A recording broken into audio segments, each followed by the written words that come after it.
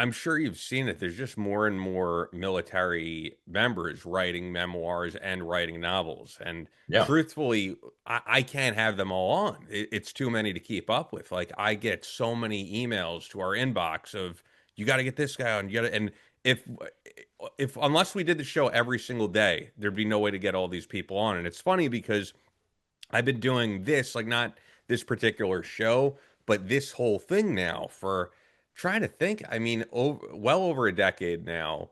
Mm. And I worked with Brandon Webb and Navy SEAL. He was one of the original guys. I mean, I know, of course, there was way back. You had Carlos Hathcock and you had Dick Marcinko who wrote their novels. But like of the GWAT veterans, he was one of the first. And then you had Chris Kyle, then colleague of the show, Nick Irving, Army Rangers, and then a guy like Jack Carr blew up with doing thrillers, who was a Navy SEAL.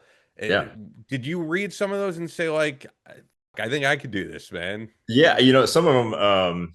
So like Jack Carr's books, I didn't read Terminal List until I was late to the game on that one. I didn't read that until after I'd already written the first couple drafts of my novel, which I was like, wow, there are some kind of structural similarities there, but overall, I think I obviously love that stuff. I dig it. I hope that more veterans do write and continue to kind of tell the story, whether it's in memoir form or particularly I'm one of those guys that think, fiction can really be a vehicle to kind of get the point across, maybe even a little better in certain respects. And plus I just dig stories, right? So like that's part of it as well.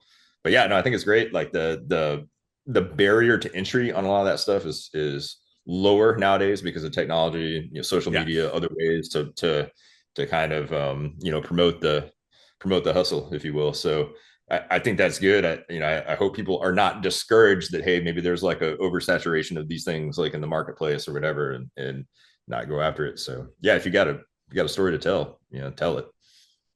Yeah, I always encourage guys who are thinking about doing something like this to just do it because I think a lot of people are waiting around for like a publisher to approach them.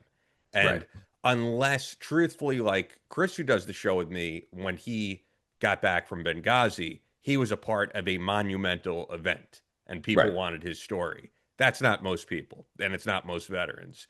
Most of them are going to have to take the initiative and write the story and pitch it. And even if no publisher wants to pick it up, you could self-publish. There are so many avenues now where you could get out the book on your own. I know, even these books that became huge, like David Goggins, he self-published because I remember him saying on Rogan, "Oh, no one wants to hear a book about some black guy who was a Navy SEAL." And he was like, "Well, my audience isn't just like black guys."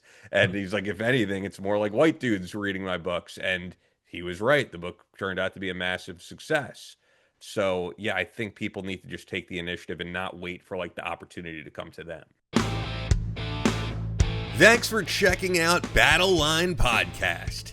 This is just a smaller clip from our latest episode, which you can check out in its entirety by clicking here.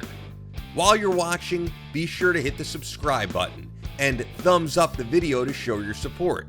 Now, if you'd really like to help us out, click the thanks button below to make a donation. It goes directly to us in keeping Battle Line Podcast going